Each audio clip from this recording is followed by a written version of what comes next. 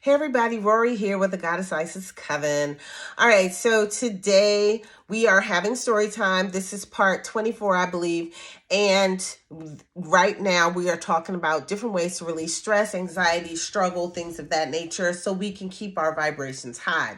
So let's see. I want to talk about releasing or setting, I should say, setting boundaries. Especially those of you who are in business for yourselves, but not by yourselves. All right. Setting boundaries. Even if you're not in business, we have to set boundaries. Everybody should set some boundaries. So what I mean by that is set boundaries on your time, on your space. There are certain times a day that are for me and for me connecting with spirit. And I have that set time. My cell phone is on Do Not Disturb during that set time. My friends know when that time is. The people in our community, they know when that time is because I am not available during that time, period. And that's what I do for myself. That's how I set boundaries. Work has a separate number than personal. And so when the work life is over, it is over. I do not respond. I do contract work and I also work in the coven, the Goddess Isis Coven. And when work is over because balance is very important to me. So I set boundaries. Now, I am the type of person that responds to every email and every text and every message. I'm that person. However, I fight myself to not respond during my time. I really try not to respond during that time. I'm not all the way there yet, okay? As you could see from how I just described that. I'm not all the way there yet. I still might respond because that's just me.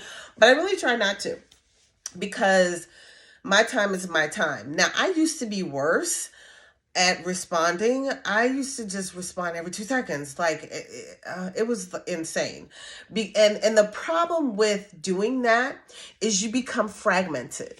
When you have too many things going on, when you have too many people in your space, when you get pulled in this direction, that direction, the other direction, when you're pulled all over the place, when you responded to this, responded to that, all over the phone, you're fragmented.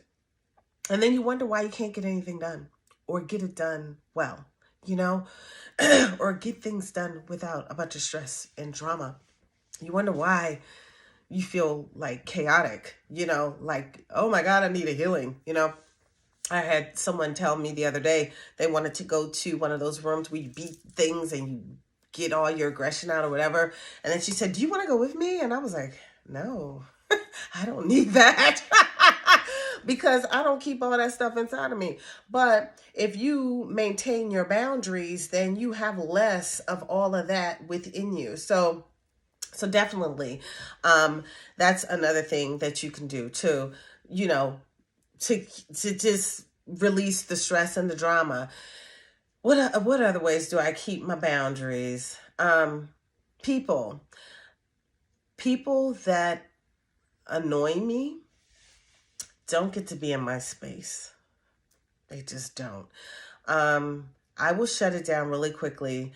And I give many chances. I'm that type of person. I'm a Gemini. We forget really quickly and we give 10,000 chances. But I don't forget. And when I get to that point where I'm done, I'm really done. And to me, being annoyed is a low vibration. So why would I want to fill my space with people that annoy me? I don't want to do that. So you need to think about that. And it could be your friends. It could even be your family. It could be someone that you love, but they don't have to be in your space all the time.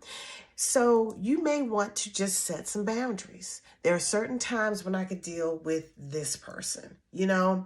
Ladies, you have those times a month where you're irritable, you know, those times, even if you're menopausal, you still may have those times. And men, you have them too.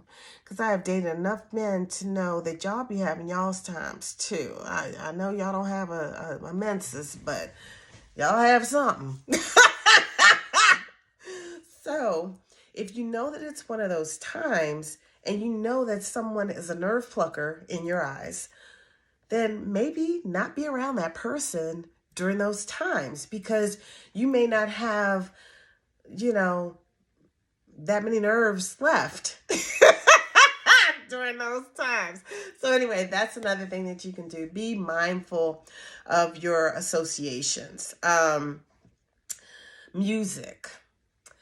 Lots of music is low vibrational, from the words to the actual music, because, they were approved to put that low frequency in the music that kind of keeps your levels down, and it also allows you to be programmed easier, or easily. So be mindful of the music you listen to. I mean, I used to listen in the car to the radio, and